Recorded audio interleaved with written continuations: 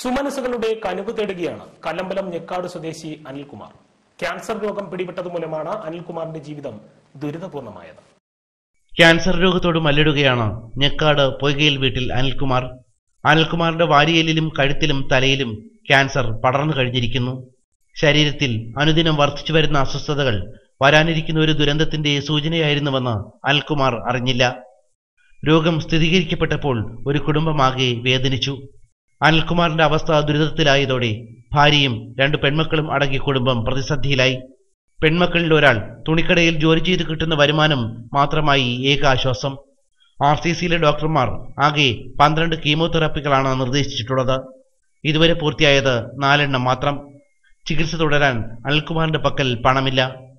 ദുരിതം പെരുമഴയായി പെയ്യുമ്പോൾ പകച്ചു നിൽക്കുകയാണ് ഈ കുടുംബം. ഈ വീട്ടിലെ ഏക വരുമാന മാർഗം. സന്മനസ്സുള്ളവർ അനിൽകുമാറിന് തുണയാവുക.